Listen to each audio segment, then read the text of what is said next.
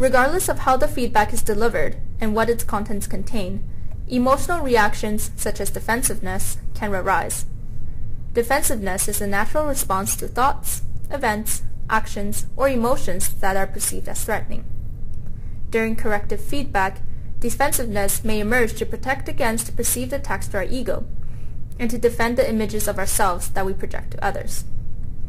As such, defensiveness can become a huge wall dividing the student and tutor, preventing the learner from interpreting and accepting feedback. It also affects teachers, as giving formative feedback can become a distressing and exhausting task. Teachers already struggle with giving corrective feedback far more than giving praise, and when they do provide suggestions for improvement, it is done with much thought and effort. One tutor said, "Students need to be able to reflect upon feedback, but sometimes they become defensive and retract like a snail into its shell." What determines defensive reactions? It mostly comes down to our ego. Ego is at its most vulnerable when it depends on external factors and validations, such as academic or athletic prizes. When external elements such as feedback are perceived as contrary to our ego, feedback can evoke strong emotional responses. On the other hand, ego based on internal factors such as confidence from previously surmounted adversities and an honest evaluation and acceptance of our strengths and weaknesses does not depend on external validation to exist. Therefore, formative feedback can be received without defensiveness. Knowing and accepting oneself can be one of the most powerful tools to accept feedback. One student said, "Say you have been one of the types of students who always excelled, never really have anyone say anything negative or bad, then you may not be used to it. I think it's worst if you are the type of person that just doesn't listen what feedback is given. What happens when you are in a clinical setting, when you are finally a doctor, you have another colleague that's coming to tell you something but you don't listen?" Another said, "I think the best way to prepare for the in-depth feedback that you're inevitably going to go through, you sort of should prepare by getting to know yourself a little bit more. That is to say, what your relationship is to your own ego. Because I find that when you are getting negative feedback, ego can kind of get in the way of the lessons that feedback is trying to teach you."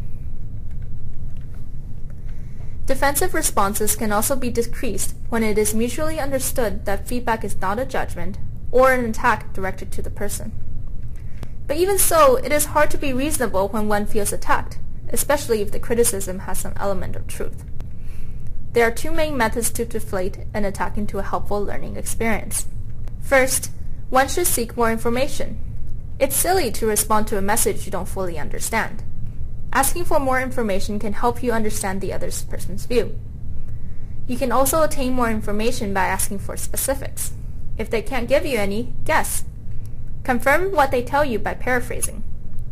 Repeating their ideas in your own words can help you better understand the speaker's viewpoints, while making the speaker feel heard. Once you understand what your teacher is telling you, you could ask her what she would like you to do. Oftentimes, the reason for the teacher's corrective feedback can be obscure to the learner. Finally, ask what else is wrong.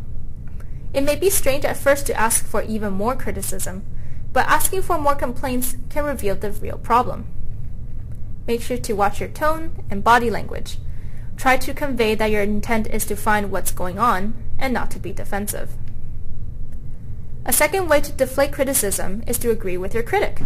This may sound difficult, but even when you don't agree with a judgment or criticism, you will find you can often agree with the facts they present, or at least with the person's right to see the situation in that particular way. Notice this is not the same as apologizing. You can acknowledge another person's viewpoint while still explaining and backing up your own. Ultimately, the best way to avoid defensiveness is providing a balanced feedback.